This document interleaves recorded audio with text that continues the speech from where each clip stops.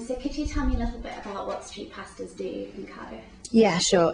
Street Pastors is a team of volunteers who we've recruited from local churches within Cardiff. We go out in 2 separate groups and cover the St Mary Street end of Cardiff city centre and Mill Lane and Caroline Street and around the Hayes, where all the nightclubs and pubs are. And then we also cover the Queen Street area, which is and Greyfriars Road, and all around there where the other set of nightclubs and pubs are.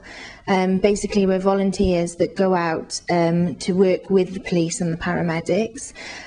We all have bags which have things in there like water, flip-flops, general first aid things, space blankets. And basically we're there to assist the police. So if they have somebody who's passed out on the floor or somebody who's lost their friends and are upset and there's been some incident, they'll give us a call via the radios that we carry, and we'll sit with those people until we've tried to resolve the problem or to sober them up or to help them get home safely. So on a typical night out, what kind of things do you see on Cardiff streets?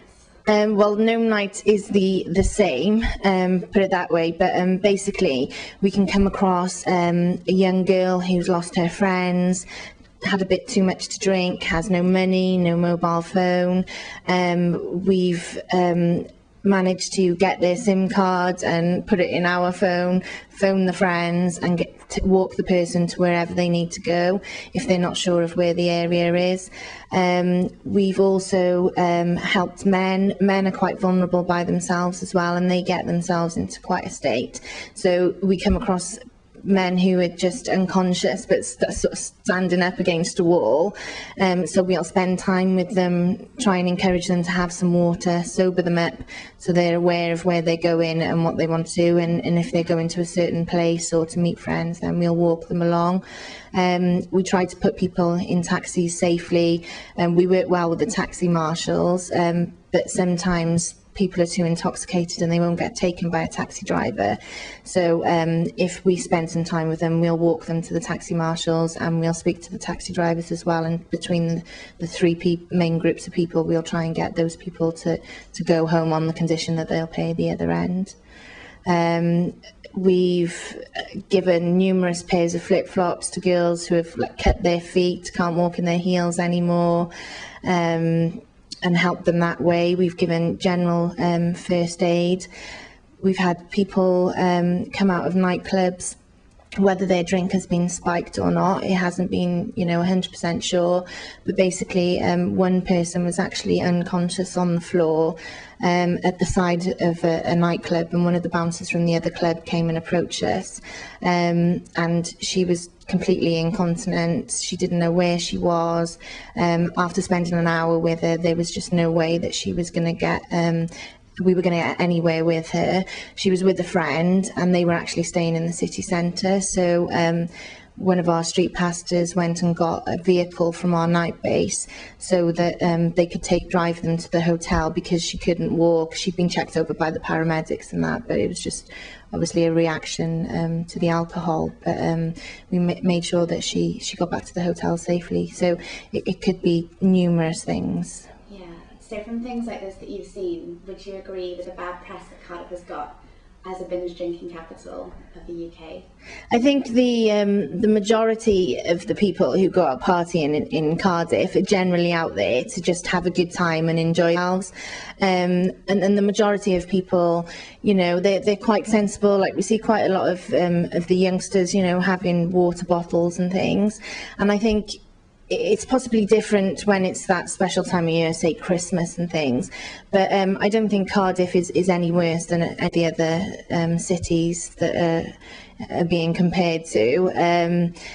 I think it's just a case that, if there's a large group of hen parties or stag parties, which there is now in Cardiff, I think things tend to look a bit worse.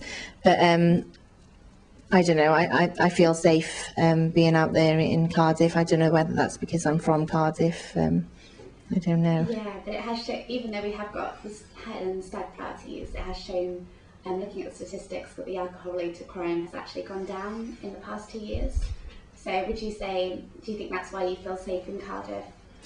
I think from just with working with street pastors and building the relationships with the police and the nighttime economy workers, I'm far more aware now of what measures are being taken to ensure that people are out there safely. I think it's only the minority where there could be a bad situation, and you get certain occasions where, you know, fights kick off and things. But to be honest, just from meeting the police and understanding where they're trying to go with things, and knowing that we're out there and we're all working as one big team together, I think, you know, that has had an impact on the city centre, definitely. Yeah. So do you think there are any further steps that police or licensees could take to improve the situation? I think that there's a very good system between the police and the licensees at the moment, and basically that's like a traffic light system, and they're trying to make it so that if somebody is very intoxicated, that they won't get served at the bar. And I think another improvement could be that possibly they should be able to give away drinks of water. A lot of places tend to say, no, we don't do tap water, and then there's quite a big charge for if you want to buy a bottle of water, which people tend not to do. So if they could bring in something like that, so that if people said, oh, can my friend have a drink of water, I think that would be really helpful, because it's surprising what an impact just giving a small bottle of water actually does to sober somebody up. I mean, I've been stood with somebody for 20 minutes and that person has been completely out of it, can't get a word out to them, and after encouraging them to take sips regularly from a bottle of water, within 20 minutes they've been able to have a conversation with me. So I was quite surprised at the impact that has